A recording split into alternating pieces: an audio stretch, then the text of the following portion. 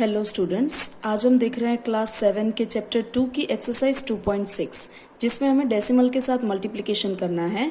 लेकिन आपको खास ध्यान रखना है कि ये एक्सरसाइज पढ़ने से पहले मैं इसके आगे इंट्रोडक्शन लेक्चर बना चुकी हूँ, वो खास देखना है ताकि आप लोगों को डेसिमल और होल नंबर एंड फ्रैक्शन के बारे में प्रॉपरली समझ में और मल्टीप्लिकेशन डिवीजन के बारे में भी समझ में आ जाए।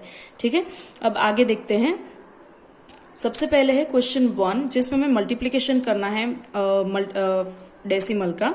तो मैं यहाँ पे जैसे इंट्रोडक्शन लेक्चर में बताया था कि डेसिमल का मल्टीप्लिकेशन करने से पहले हमें उसे फ्रैक्शन में कन्वर्ट करना है, और कैसे कन्वर्ट करना है मैं इंट्रोडक्शन लेक्चर में बता चुकी हूँ।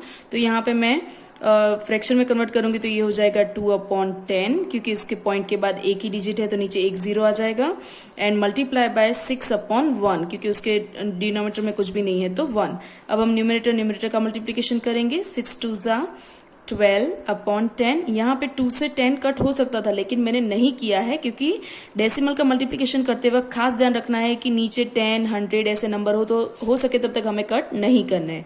ठीक है, तो अब मैं यहाँ पे एक 0 है तो पॉइंट डेसिमल में कन्वर्ट कर दूंगी, इसे एक पॉइंट लेफ्ट साइड पे खींच लूंगी तो 1.2 मेरा आंसर डेसिमल में आ जाएगा।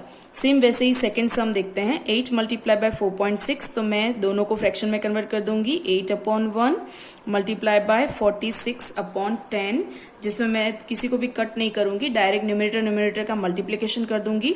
तो 46 मल्टीप्लाई बाय 8 का आंसर कुछ आ जाएगा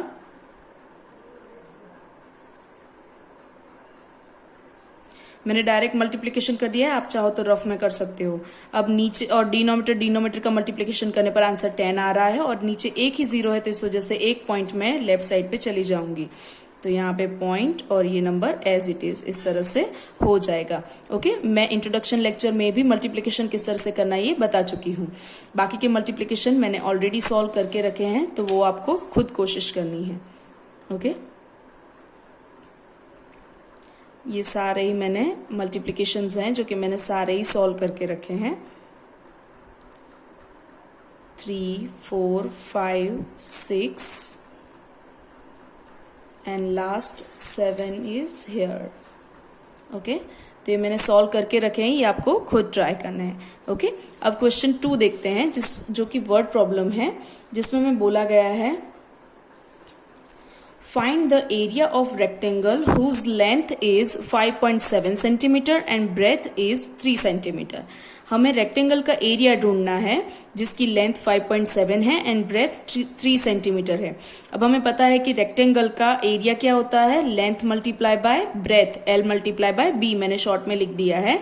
तो मैं यहाँ पे लेंथ लिख दूंगी 5.7 सेंटीमीटर मल्टीप्लाई बाय ब्रेथ हो गई हमारी 3 सेंटीमीटर। अब सिंपली हमें मल्टीप्लिकेशन ही करना है जैसा कि हम लोग आगे कर चुके हैं। तो 57/10 दोनों को ही डेसिमल से मैं फ्रैक्शन में कन्वर्ट कर दूंगी। तो यहाँ पे आप मल्टीप्लिकेशन पहले न्यूमरेटर का मल्टीप्लिकेशन कर लो, जो हो जाएगा कुछ इतना, एंड नीचे डिनोमिनेटर का मल्टीप्लिकेशन हो जाएगा 100। तो हमारा आंसर आ जाएगा 1.71 सेंटीमीटर स्क्वायर। यहाँ पे आप यूनिट लिखना नहीं भूलेंगे, आपको पता है कि एरिया का यूनिट स्क्वायर में आता है। ओके, तो इस तरह से मेरा आंसर आ जाएगा। सॉरी, यहाँ पे 3 के नीचे भी हम लोगों ने डिनोमिनेटर में 10 रख दिया है, जबकि 3 के नीचे 1 आएगा। ये सॉरी मुझसे गलती हो गई है, मैं इसे ठीक कर देती हूँ अभी। आप लोगों को खास ध्यान रखना है, चेक करना है, एंड देन ही डिनोमिनेटर में जीरोज रखने हैं, मीन्स फ्रैक्शन में कन्वर्ट करते वक्त आपको ध्यान रखना है। ठीक है, तो यहाँ पे आ जाएगा 1, तो डिनोमिनेटर का मल्टीप्लिकेशन 10 1 10 हो जाएगा और हमें एक ही पॉइंट लेफ्ट साइड से जाना है। ठीक है, तो आंसर आ जाएगा 17.1 सेंटीमीटर स्क्वायर। कुछ इस तरह से आंसर आ जाएगा। ठीक है, कुछ ऐसा। अब आगे देखते हैं। क्वेश्चन 3 में सेम मल्टीप्लिकेशन ही हमें करने हैं, तो देखते हैं यहाँ पे सेम वही तरीका जैसे क्वेश्चन 1 में हमने किया था।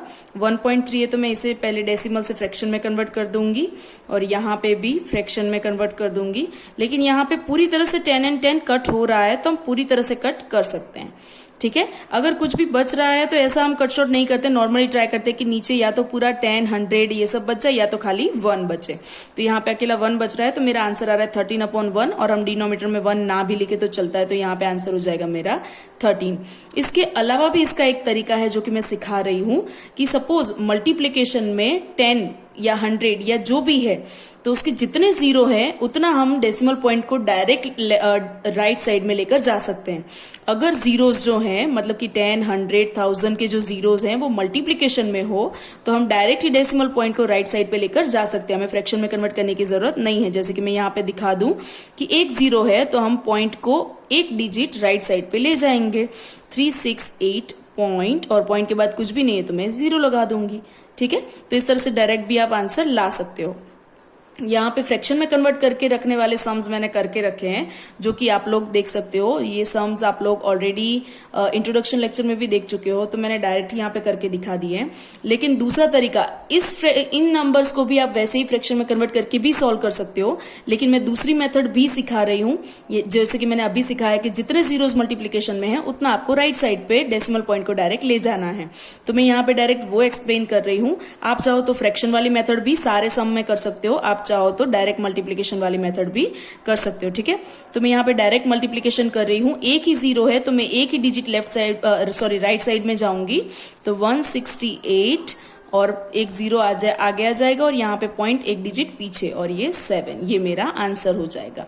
सेम वैसे ही यहाँ पे मैं 156 और यहाँ पे 2 डिजिट है लेकिन डेसिमल पॉइंट के बाद अकेला 1 ही है तो एक और जीरो में लगाकर फिर डेसिमल पॉइंट लगाऊंगी और डेसिमल पॉइंट के बाद एक और जीरो में जरूर लगा दूंगी। ठीक है, सेम वैसे ही यहाँ पे 100 है, मुझे 2 डिजिट राइट साइड पे जाना है तो 4307 पॉइंट, ये 2 डिजिट हम राइट साइड पे आ चुके हैं, पीछे 0।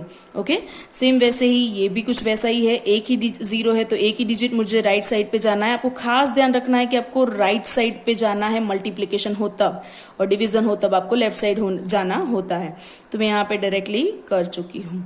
अब यहाँ भी देख लेते हैं, 3 जीरोस है तो मुझे 3 डिजिट राइट साइड पे जाना है तो 0.003 पर अभी एक और डिजिट मुझे चाहिए होगा क्योंकि हम 2 ही डिजिट अभी तक राइट साइड पे गए हैं तो एक और डिजिट में लगा देती हूँ और यहाँ पे पीछे 0। ये 2 जीरो ना लिखे हम ना भी लिखे तो हमें चलता है। ठीक है, आप ओनली 30.0 लिखते हो तो भी चलता है और आगे के 2 जीरो रखो तो भी कोई फर्क नहीं पड़ता है। ओके, तो इस तरह से कर सकते हो। आप ये वाली मेथड भी यूज कर सकते हो, ये वाली मेथड भी यूज कर सकते हो, आपको जो भी इजी लगे आप वो मेथड ट्राई कर सकते हो। मैंने दोनों ही मेथड आपको समझा दी है। अब आगे देखते हैं, क्लास 7 की 2.6 एक्सरसाइज का आप क्वेश्चन 4 देख रहे हैं हम, जिसमें हमें बोला गया है कि two wheeler covers a distance of 55.3 kilometre in 1 litre of petrol.